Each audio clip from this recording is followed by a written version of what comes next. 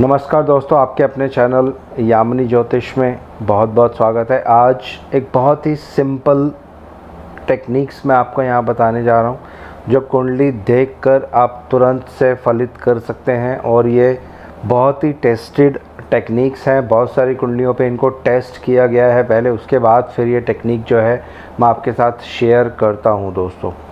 तो नमस्कार दोस्तों, मेरा नाम राजेश बब्बर है। आज बात करने जा रहे हैं केतु देव के बारे में और बात करेंगे शुक्र देव के बारे में जो पत्नी के कारक होते हैं। कैसा पत्नी का स्वभाव हो सकता है जब किस राशि में शुक्र देव होंगे, और दो तीन अच्छी टेक्निक्स इसके साथ साथ मैं आपके साथ साझा करूंगा दोस्तों। तो आइए पहले बात करते हैं केतु देव के बारे में।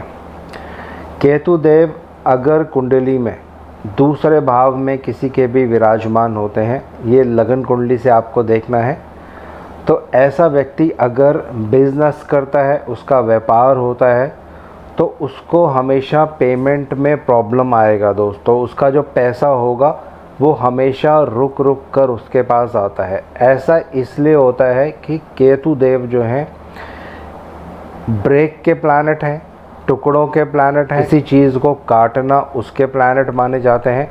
तो जब ये दूसरे भाव में रहते हैं और व्यक्ति व्यापार करता है, तो दूसरा भाव धन को इंडिकेट करता है, पैसे को इंडिकेट करता है। तो ऐसे व्यक्ति का जो रिटर्न होता है, यानी अगर उसने किसी को क्रेडिट दिया, उधार दिया अपने बिजनेस में, तो पैसा जो है टुकड़ों में उसके पास वापस आता है। कभी भी उसके पास बल्क मनी नहीं आएगा।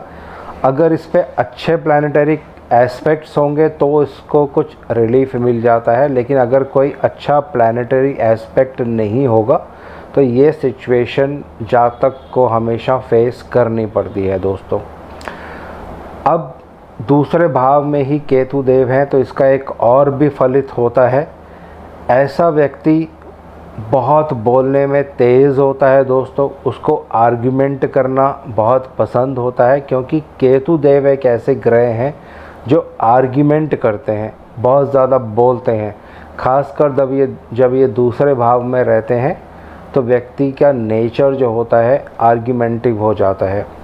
यही योग आप देखेंगे जब बृहस्पति से दूसरे भाव में केतु देव रहते हैं, तो भी व्यक्ति बहुत ज़्यादा बोलने वाला होता है, बहुत ज़्यादा झगड़ालू नेचर का होता है, और आर्ग्यूमेंट करना उसकी एक हैबिट, उसकी एक आदत सी बन जाती है दोस्तों। अब बात करते हैं केतु देव अगर किसी कुंडली में सेकंड हाउस में ही विराजमान है तो इसका एक पॉजिटिव एस्पेक्ट भी होता है। पॉजिटिव क्या होता है? ऐसा व्यक्ति कैलकुलेशन में बहुत तेज़ होता है दोस्तों। अगर किसी भी जातक की कुंडली में आप देखते हैं लगन कुंडली से दूसरे भाव में केतु है, तो ऐसा व्यक्ति मैथ्स में या कैलकुलेशन में बहुत तेज़ होता है, और अगर वो उसी से रिलेटेड कुछ कार्य भी करता है जीवन में तो उसको सफलता प्राप्त होती है दोस्तों। तो ये 3-4 जो टेक्निक्स हैं, ये केतु देव दूसरे भाव में है, ये आपके साथ मैंने साझा करी है। एक और सिंपल सी टेक्निक है जो केतु देव से ही रिलेटेड है। अगर केतु देव किसी भी कुंडली में तीसरे भाव में बैठे हैं, लगन कुंडली से आपको ये लेना है, तो ऐसा व्यक्ति बार बार शब्दों को दोहराता है दोस्तों। बहुत से केसेस में आप देखेंगे जब केतु देव तीसरे भाव में रहते हैं तो व्यक्ति को चीज़ों को रिपीट करने की एक आदत सी हो जाती है। तीसरे भाव में जो केतु देव हैं वो क्या करते हैं, जब व्यक्ति बात करता है सामने वाले से, कम्युनिकेशन करता है, तो आप नोटिस करेंगे वो अपने हैंड्स की मूवमेंट बहुत ज़्यादा करता है दोस्तों। बात करते वक्त अपने हाथों को बहुत ज़्यादा वो हिलाता है। तो ये केतु देव की खासियत है, केतु देव से रिलेटेड टेक्निक्स हैं जब ये दूसरे भाव और तीसरे भाव में रहते हैं दोस्तों। अब एक और महत्वपूर्ण टेक्निक है जो मैं आपके साथ साझा करने जा रहा हूँ, वो ये है, अगर केतु देव कहीं भी कुंडली में विराजमान होंगे, किसी भी भाव में हो सकते हैं, तो उस भाव से लेकर आप अपने जीवन में मिस्टेक अवश्य करते हो दोस्तों। इसके ऊपर बहुत विस्तार से मैं आने वाले टाइम में वीडियो बनाऊंगा, जिसको एक एक भाव को आराम आराम से एनालाइज करके मैं आपको चीज़ों को बताऊंगा, लेकिन जो टेक्निक है वो सुचारू रूप से काम करती है दोस्तों।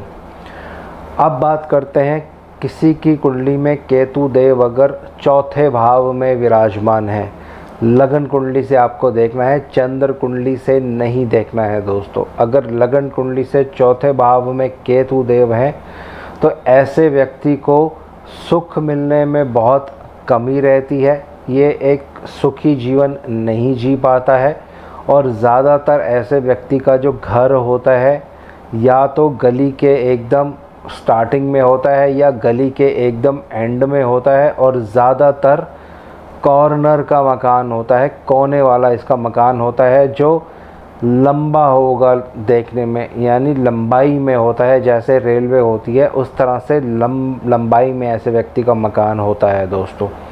तो ये दूसरे, तीसरे और चौथे भाव में मैंने आपको केतु के कुछ नियम जो हैं वो यहाँ बता दिए हैं। अगर पंचम भाव में किसी के केतु देव रहते हैं तो ऐसे व्यक्ति की लव रिलेशंस में हमेशा प्रॉब्लम रहती है, लंबे समय तक अफेयर चलता है, लेकिन केतु देव एक ऐसे प्लैनेट हैं जो सेपरेशन कर देते हैं, ब्रेक पैदा करते हैं, तो ये लव रिलेशंस में हमेशा ब्रेक लेके आता है दोस्तों। तो यहाँ तक मैंने आपको 3-4 टेक्निक्स जो हैं केतु देव की शेयर कर ली हैं। अब थोड़ी सी बात करते हैं शुक्र देव के बारे में दोस्तों। अगर किसी भी कुंडली में शुक्र देव पुरुष कुंडली में 1 नंबर साइन यानी मेष राशि में विराजमान रहते हैं तो ऐसे व्यक्ति की पत्नी जो होगी देखने में अत्यंत खूबसूरत होती हैं दोस्तों। इसके साथ अगर कोई ग्रह नहीं है, शुक्रदेव अकेले मेष राशि में है, किसी भी ग्रह का उस पर एस्पेक्ट, युति या और कोई प्रभाव नहीं है, तो फिर ये टेक्निक सुचारू रूप से काम करती है। पत्नी देखने में अत्यंत सुंदर होती है।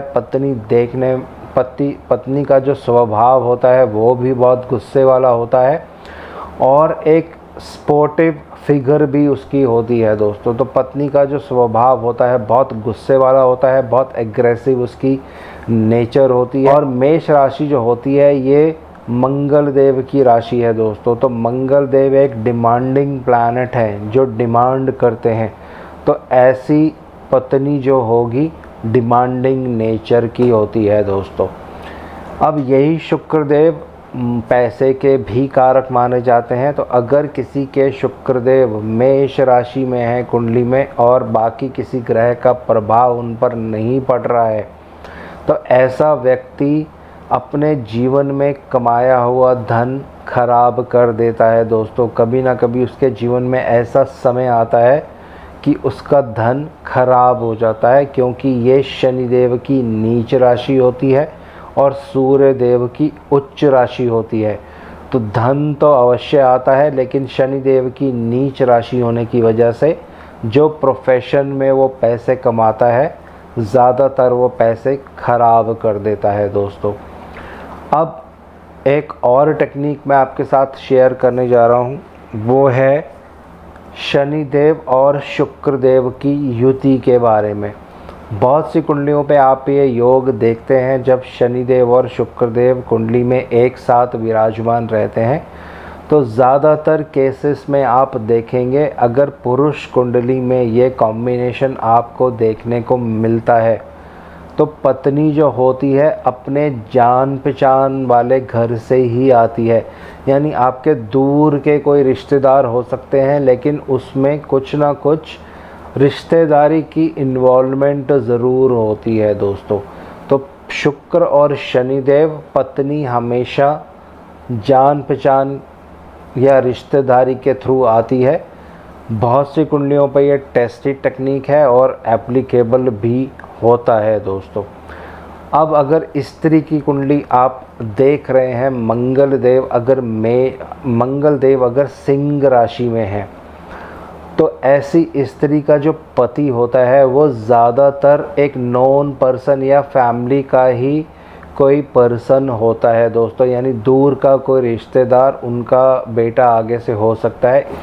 तो बहुत सारी आज ये मिक्स जो मैंने टेक्निक्स थी आपके साथ ये शेयर करी हैं, इनको कुंडलियों पे आप लगा के देखिए, अप्लाई करके देखिए, बहुत अच्छे आपको परिणाम मिलेंगे। और ऐसी और बहुत सिंपल टेक्निक्स जो स्नैपशॉट प्रेडिक्शंस आपको दे सकती हैं कुंडली देखते ही, आने वाले समय में आपके साथ मैं शेयर करूंगा, साझा करूंगा। और अभी मेरी बहुत सारी शॉर्ट वीडियोस डेली आ रही हैं जो सारी की सारी भृगु-नंदी नाड़ी पर ही आधारित है दोस्तों। बहुत ही सटीक टेक्निक्स है और मेरा आग्रह है सबसे कि उन टेक्निक्स को अलग अलग कुंडलियों पे लगा के देखें, उसको यूज़ करके देखें। तो आज इस वीडियो को यहीं विराम दे रहा हूँ दोस्तों। आशा करता हूँ सब कुशल मंगल होंगे। जय शनिदेव।